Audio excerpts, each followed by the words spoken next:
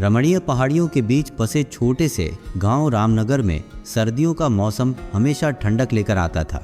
इस साल सर्दी ने कुछ ज्यादा ही अपने तेवर दिखाए थे। गांव के लोग मोटे ऊनी कपड़ों में लिपटे अपनी रोजमर्रा की जिंदगी में मशगूल रहते। इस गांव के बीचों बीच एक छोटा सा ढाबा था, सुमन का ढाबा, जिसे दो मेहनती बहनों सुमन और मीना ने संभाल रखा था।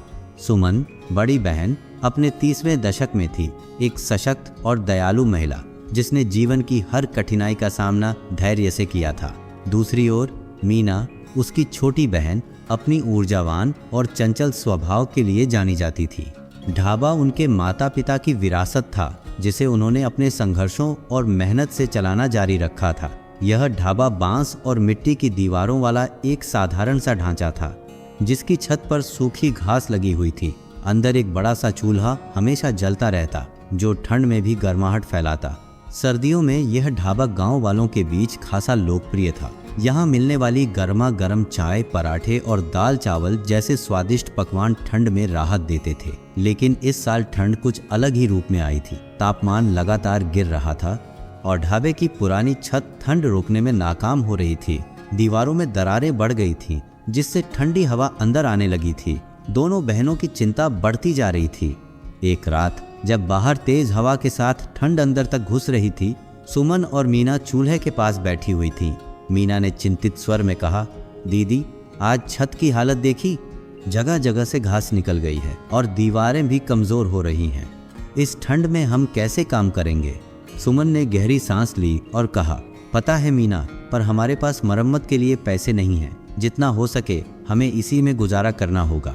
ढाबा बंद नहीं कर सकते, ये हमारी रोजी रोटी है। बातें करते हुए कुछ नियमित ग्राहक ढाबे में आए। उनकी लाल सुर्ख ठंडी चेहरे बताते थे कि बाहर का मौसम कितना बेरहम था। फिर भी बहनों के गर्म खाने और अपनत्व के कारण वे ढाबे में आते रहे। दिन बीतते गए और ठंड और ज्यादा बढ़ती गई। सुमन और मीना ने ढाबा खुला रखने की हर संभव कोशिश की। चूल्हे की आग हर समय जलती रहती और वे गर्म पौष्टिक खाना परोसती रही। लेकिन ठंड के कारण उनका संघर्ष बढ़ता गया। सुमन ने खर्चों में कटौती करनी शुरू कर दी।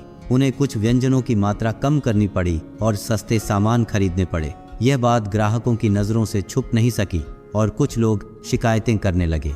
मीना हमेशा आशावादी, मुस्कुराहट के साथ ग्राहकों का स्वागत करती और उन्हें ढाबे में रुकने के लिए प्रोत्साहित करती।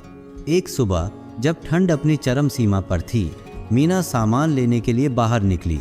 गांव की गलियों में ठंडी हवा चल रही थी और हर कोई अपने तरीके से इस मौसम का सामना कर रहा था।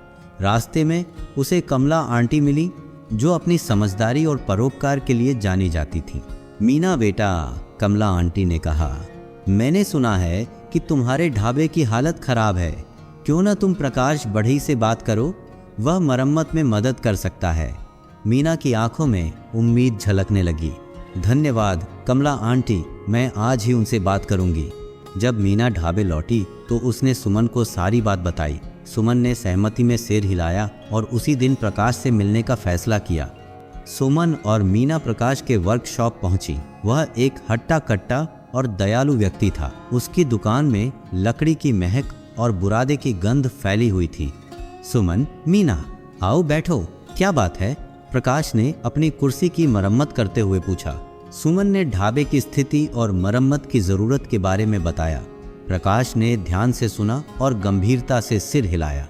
तुम्हारी परेशानी समझ सकता हूँ, प्रकाश बोला। मैं मरम्मत में मदद करूंगा, लेकिन सामग्री के खर्च का इंतजाम तो तुम्हें करना होगा। सुमन और मीना ने एक दूसरे की ओर देखा। उनकी आर्थिक स्थिति बेहद खराब थी। मीना ने हिम्मत जुटाई और कहा, अभी हमारे पास ज्यादा पैसे नहीं हैं, लेकिन जैसे ही कारोबार सुधरेगा हम आपको किस्तों में भुगतान करेंगे। प्रकाश ने थोड़ी देर सोचा और फिर मुस्कुराते हुए कहा, ठीक है, मैं तुम्हारी मदद करूंगा।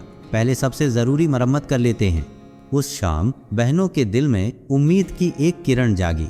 अगले कुछ दिनों तक ढाबे में लकड़ी काटने और ठोकने की आवाजें गूंजती रहीं। धीरे धीरे ढाबे का रूप बदलने लगा। मरम्मत का काम चल रहा था, लेकिन सुमन और मीना की आर्थिक तंगी बरकरार थी। गांव वालों ने ढाबे में हो रहे बदलावों को देखा और बहनों की मेहनत की सराहना की।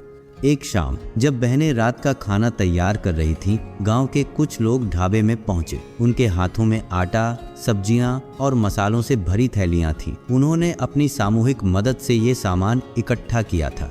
कमला आंटी ने कहा, हम जानते हैं कि तुम मुश्किल में हो, या थोड़ा सा सामान तुम्हारे लिए। सुमन की आंखें कृतज्ञता से भर आईं। आप सबका धन्यवाद, यह हमारी जिंदगी का सबसे बड़ा सहारा है। इस मदद से बहनों को कई और व्यंजन बनाने का मौका मिला। ढाबा जो कभी ठंडा और टूटा फूटा महसूस होता था, अब गर्म और स्वागतपूर्ण लगने लगा। गांव वाले ढाबे में आते रहे और उनके सहयोग की चर्चा आसपास के इलाकों में भी फैल गई। एक ठंडी दोपहर ढाबे में एक जोड़ा आया। वे पास के कस्बे से आए थे, सर्दियों के कपड़ों में लिपटे और थके हुए दिख रहे थे। सुमन और मीना ने उनका स्वागत गर्मा गर्म चाय और ताज़ा पराठों के साथ किया। जोड़ा, जिसका नाम राज और आरती था, अपने परिवार से मिलने जा रहा था और ढाबे में आराम करने के लिए रुका था। खाने के दौरान राज ने सुमन और मीना से बातचीत शुरू की। उन्होंने उनके संघर्ष और मरम्मत के बारे में सुना। राज ने भावुक होकर कहा, मैं एक व्यापारी हूँ, अगर आपको किसी मदद की ज़रूरत हो तो मुझे बताइए, मैं आपकी मदद करूँगा। बहनों ने चकित होकर धन्यवाद कहा। राज ने उन्हें अपना संपर्क नंबर दिया और लौटने के बाद फिर से मिलने का वादा किया। राज की बातों ने सुमन और मीना में नई ऊर्जा भर दी। उन्होंने ढाबे को बेहतर बनाने का काम जारी रखा। धीरे धीरे मरम्मत और गांव वालों की मदद से ढाबा ज़्यादा आकर्षक और गर्माहट भरा बन गया। कुछ दिनों बाद राज फिर से आया। इस बार वह ढेर सारे सामान और एक पत्र लेकर आया। पत्र में राज की कंपनी की तरफ से एक बड़ी रकम का दान दिया गया था। आपके समर्पण और गांव के लिए आपके योगदान को देखकर हमें प्रेरणा मिली, राज ने लिखा। यह मदद आपके काम को और बेहतर बनाने के लिए है। सुमन और मीना की खुशी का ठिकाना नहीं रहा। उन्होंने इस पैसे से बाकी मरम्मत का काम पूरा किया और ढाबे की स्थिति को पहले से कहीं बेहतर बना दिया। सर्दी का मौसम खत्म हो रहा था और गांव में बसंत के आगमन का स्वागत रोशनी के त्योहार के साथ किया गया। सुमन और मीना ने भी इस खुशी में शामिल होने का फैसला किया। ढाबे को रंग बिरंगी लाइटों और फूलों से सजाया गया। उन्होंने त्योहार के लिए खास पकवान बनाए, मिठाइयाँ और नमकीन स्नैक्स। त्योहार के दिन ढाबे में ग्राहकों की भीड़ लगी रही। इस खुशी के माहौल में सुमन और मीना को अपने समुदाय के प्रति गहरा अपनापन महसूस हुआ। उनके ढाबे ने गांव में एकता और सहानुभूति का प्रतीक बना लिया था। बसंत के साथ गांव ने सर्दियों के मुश्किल दौर से उबरना शुरू कर दिया। सुमन और मीना का ढाबा अब पूरी तरह से तैयार और सफलतापूर्वक चल रहा था।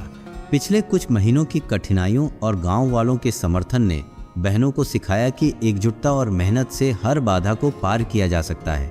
ढाबा अब न सिर्फ उनका व्यवसाय था, बल्कि गांव के लिए एक प्रेरणा भी बन गया था। सुमन और मीना ने अपने काम में नई ऊर्जा और विश्वास के साथ कदम बढ़ाए। सर्दी की ठंडी रातें अब अतीत का हिस्सा थीं। एक नई सुबह ने उनके जीवन को रोशन कर दिया था।